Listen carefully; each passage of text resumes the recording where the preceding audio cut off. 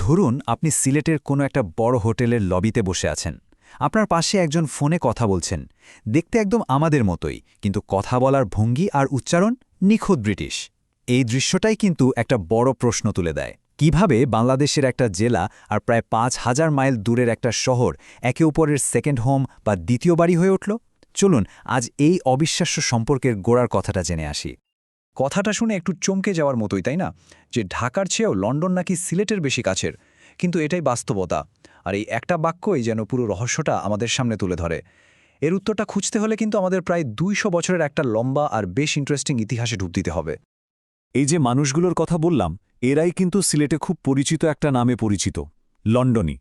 তাদের পোশাক আশাক, চুলের স্টাইল, হাতে থাকা ফোনটা সবকিছুতেই যেন লন্ডনের একটা ছাপ।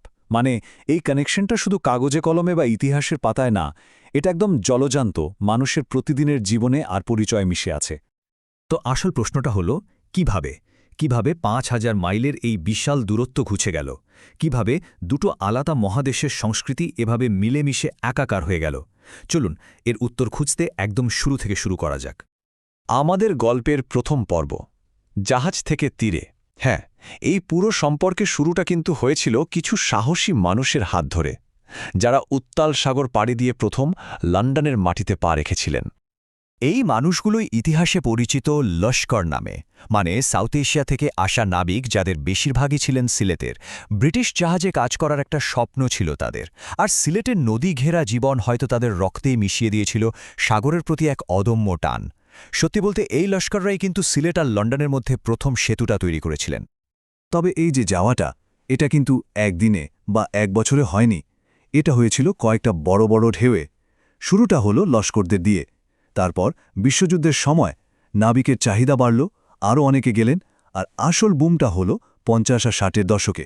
যুদ্ধ পরবর্তী ব্রিটেনকে নতুন করে গড়ে তোলার জন্য প্রচুর লোক দরকার ছিল। আর সেই সুযোগে হাজার হাজার সিলেটি ওয়ার্ক ভাউচার নিয়ে পাড়ি জমালেন লন্ডনে। আর এখান থেকেই শুরু হলো চেইন মাইগ্রেশন। মানে একজন গেলেন, তারপর তিনি তার ভাই, বন্ধু, আত্মীয়দের নিয়ে যাওয়ার ব্যবস্থা করলেন। এভাবেই লন্ডনে সিলেটি কমিউনিটিটা আস্তে আস্তে বড় আর শক্তিশালী হতে শুরু করল। তো মানুষ তো লন্ডনে পৌঁছাল, কিন্তু তারপর এরপরের গল্পটা হলো নিজেদের একটা জায়গা তৈরির গল্প। আমাদের দ্বিতীয় পর্ব, বাংলা টাউন নির্মাণ। লন্ডনে যাওয়ার পর প্রথম জীবনটা কিন্তু মোটেও সহজ ছিল না। ভাবুন তো, হাড় কাঁপানো শীতে ফ্যাক্টরিতে সামান্য বেতনে অমানসিক পরিশ্রম, আর ছোট ছোট ঘরে অনেকে মিলে গাদাগাদি করে থাকা। কিন্তু সিলেটিদের রক্তে তো ব্যবসা। তারা ঠিকই বুঝতে পারছিলেন এভাবে অন্যের জন্য খেটে বেশি দূর যাওয়া যাবে না। তাদের এমন কিছু একটা করা দরকার ছিল যা শুধু তাদের ভাগ্যই ফেরাবে না, ব্রিটিশ সমাজে একটা শক্ত পরিচয়ও দেবে। আর সেই সুযোগটা এলো খাবার থেকে। হ্যাঁ, রেস্তোরাঁ ব্যবসা। এই সংখ্যাটা একবার দেখুন, ৯০%। বিশ্বাস করা কঠিন, কিন্তু এটাই সত্যি। যুক্তরাজ্যে যত ইন্ডিয়ান রেস্তোরাঁ আছে তার প্রায় ৯০%-ই মালিক কিন্তু আমাদের বাংলাদেশিরা, আর তাদের বেশিরভাগই সিলেটি। তো ৯০% রেস্তোরাঁ তো বুঝলাম, কিন্তু এর অর্থনৈতিক প্রভাবটা কেমন? আনুমানিক $৬ বিলিয়ন একটা ইন্ডাস্ট্রি, ভাবা যায়? এই বিশাল কারি ইন্ডাস্ট্রি শুধু তাদের অর্থনৈতিক অবস্থায় ফেরায়নি, বরং ব্রিটিশদের ডাইনিং টেবিলে সিলেটের স্বাদ পৌঁছে দিয়ে একটা সাংস্কৃতিক বিপ্লব ঘটিয়ে দিয়েছে।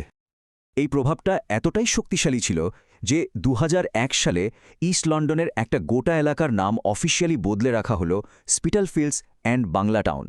সেখানকার রাস্তার সাইনবোর্ডগুলো পর্যন্ত বাংলায় লেখা হলো।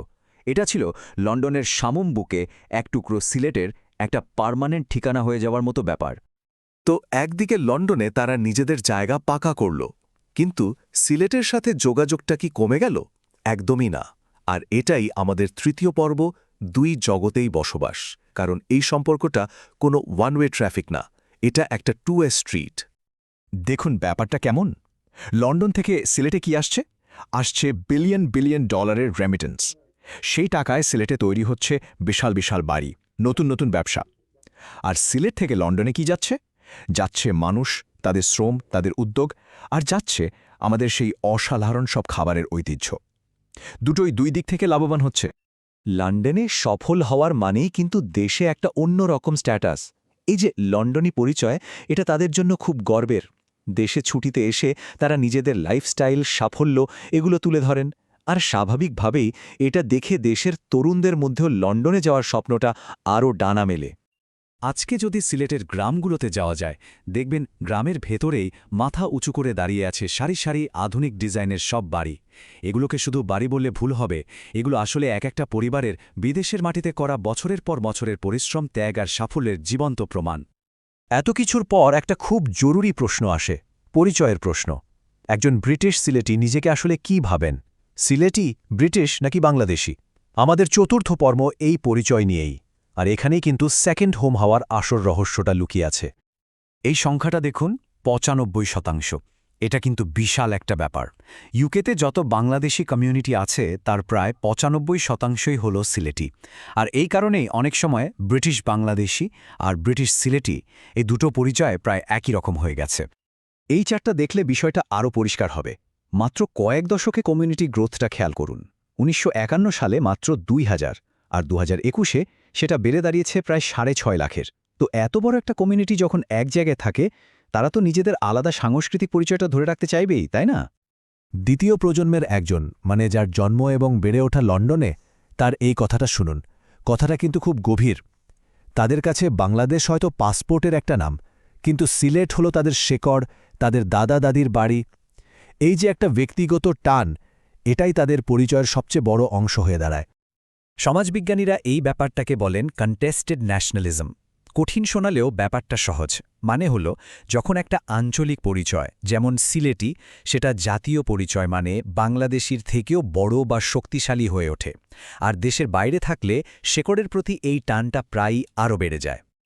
সব কিছু তো বুঝলাম, কিন্তু এই সম্পর্কের ভবিষ্যৎ কি? আমাদের শেষ পর্ব, এই বন্ধনের ভবিষ্যৎ। তাহলে পুরোটা যদি আমরা এক জায়গায় করি, কেন লন্ডন সিলেটের সেকেন্ড হোম?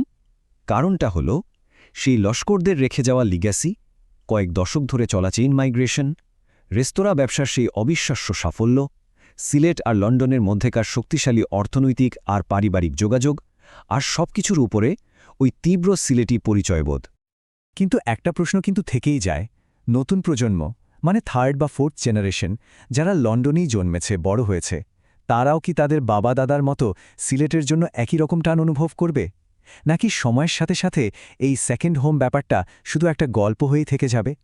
এর উত্তরটা হয়তো একমাত্র সময়ই বলতে পারবে। বিশ্বজুড়ে এমন আরও অনেক লুকিয়ে থাকা সংযোগের গল্প জানতে আমাদের সঙ্গে থাকুন। চ্যানেলটি সাবস্ক্রাইব করে রাখতে পারেন। ধন্যবাদ।